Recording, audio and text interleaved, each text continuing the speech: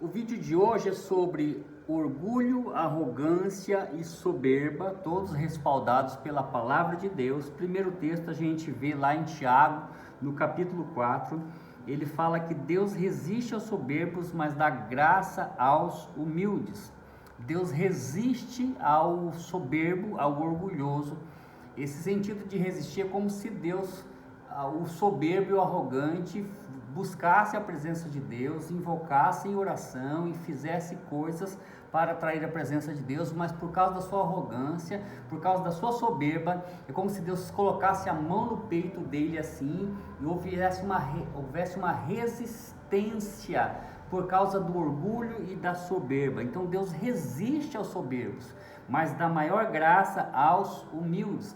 Aqueles que se humilham, que são humildes na presença de Deus, recebem a graça do Senhor. Depois lá em Provérbios, no capítulo 16, versículo 18, diz o seguinte: antes da ruína vem a soberba e o orgulho precede a queda. Então, antes da ruína de alguém, antes que alguém entrou numa questão aí de ruína, de decadência, com certeza a soberba precedeu tudo isso. Então, o soberbo precede a ruína e o orgulhoso precede a queda, o orgulho precede a queda. Então, antes de uma queda, com certeza essa pessoa foi orgulhosa, foi arrogante, e aí não teve jeito mesmo, porque a palavra de Deus se cumpre, é uma promessa. A promessa ela é positiva quanto negativa. Então, antes da ruína vem a soberba e antes da queda vem o orgulho. Uma pessoa orgulhosa com certeza vai cair lá na frente. E depois Provérbios 15:33 diz que a humildade precede a honra. Então, uma pessoa que está sendo honrada, com certeza ela está sendo humilde, né? Ela foi humilde, ela passou por uma humildade ou ela passou por uma humilhação. Então, quando nós nos humilhamos, a Bíblia diz que seremos exaltados.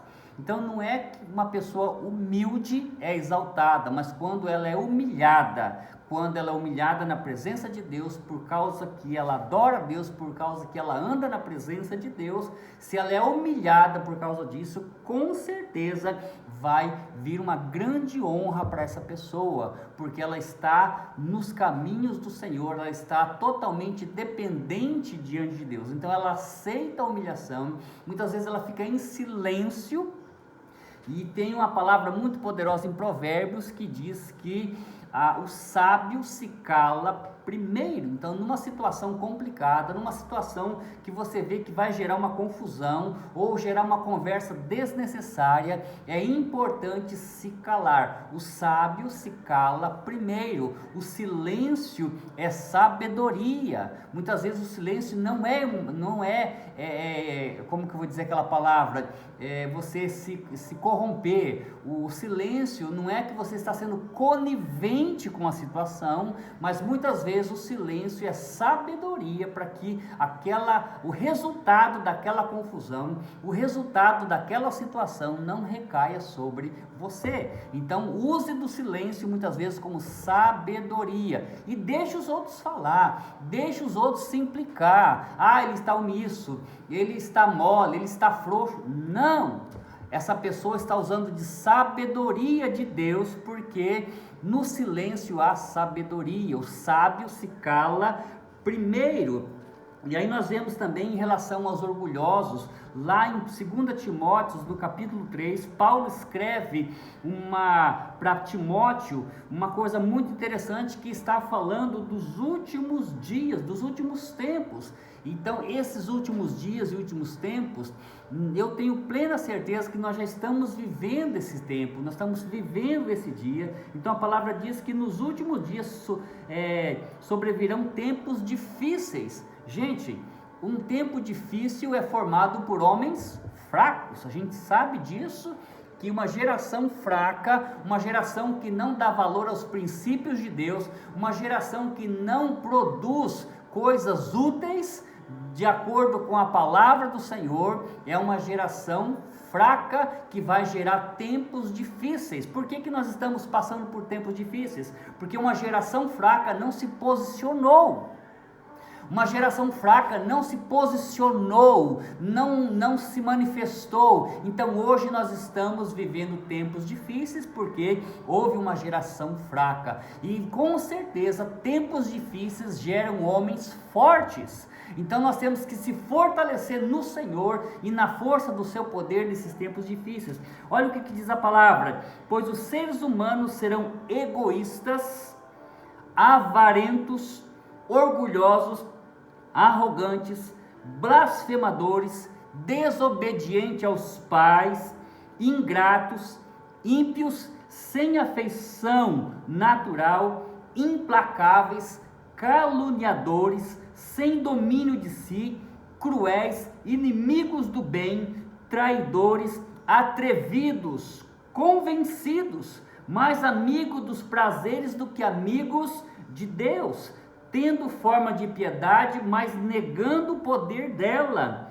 Fique longe também destes, pois entre estes se encontram os que se infiltraram nas casas, olha que interessante, e convenceram ou conseguem cativar mulheres tolas, sobrecarregadas de pecados, que são levadas por todo tipo de desejos, que estão sempre aprendendo e nunca conseguem chegar ao conhecimento da verdade. Ele está falando aqui de uma promiscuidade sexual, está falando aqui de uma perversão na sexualidade, de homens que entram em casas de mulheres levianas, movidas ou levadas por todo tipo de desejo, e que sempre estão aprendendo, mas nunca chegam ao conhecimento da verdade. Aprendem sempre, mas nunca chegam ao conhecimento da verdade. E ele cita a referência aqui de Janes e Jambres, que resistiram a Moisés.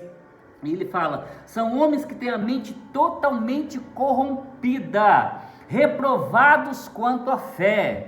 Meus irmãos, o arrogante, o orgulhoso, o avarento, o soberbo, ele é reprovado na fé. Você é reprovado na fé. Se você tem orgulho, se você tem arrogância, Deus está te resistindo. Deus não está ouvindo as tuas orações porque você está sendo resistido por Deus.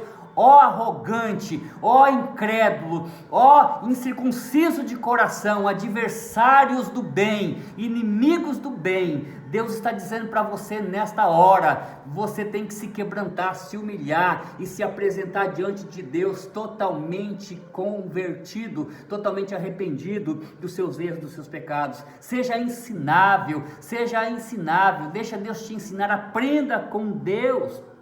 Ele fala aqui, que são reprovados quanto à fé, mas esses não irão longe, porque a insensatez deles ficará evidente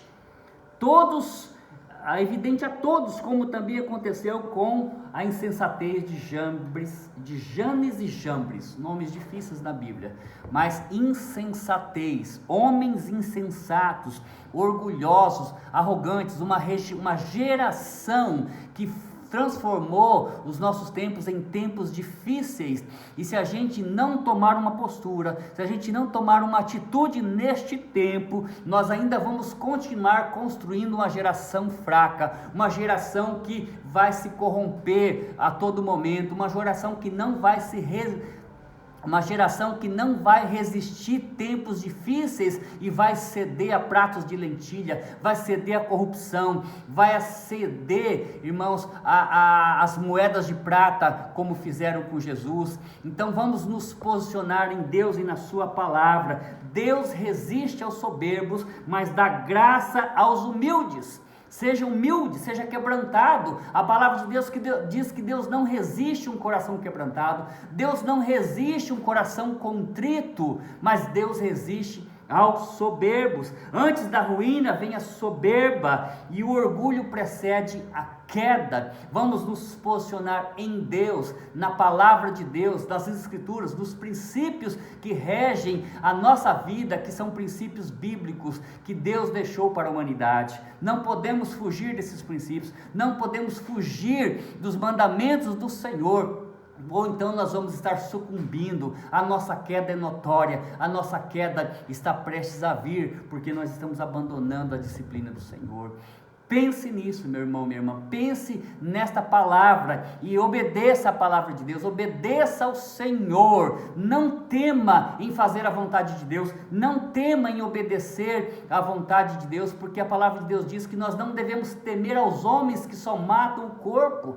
Nós devemos temer a Deus, que além de matar o corpo, tem poder para lançar esse corpo no inferno. Então, se nós não andarmos segundo a vontade de Deus, segundo a verdade de Deus, nós corremos o risco de irmos para o inferno. Nós corremos o risco, irmãos, de não termos a salvação, porque nós não nos entregamos totalmente ao Senhor. Mas a soberba está nos dominando, o orgulho está nos dominando. Não sejamos assim, mas sejamos quebrantados de coração, quebrantados de espírito, para que o Senhor venha nos dar a graça, antes da maior graça, diz a Bíblia. Deus resiste aos soberbos, mas dá graça aos humildes. Que o Senhor te abençoe. Anota essa palavra, escreva essa palavra, viva essa palavra, para você não cair em desgraça, para você não ter um tropeço e queda. Em nome de Jesus, eu oro por você, para que você seja abençoado e você tome uma posição diante de Deus e diante da sua palavra. Nós estamos em tempos difíceis. Tempos difíceis geram homens fortes. Então, que se fortaleça nos tempos difíceis, para você ensinar a sua próxima geração a ser forte e resistente daquilo que está por vir, ou naquilo que está por vir, para que eles não venham se desviar dos caminhos da verdade. Em nome de Jesus, Deus te abençoe. Um forte abraço.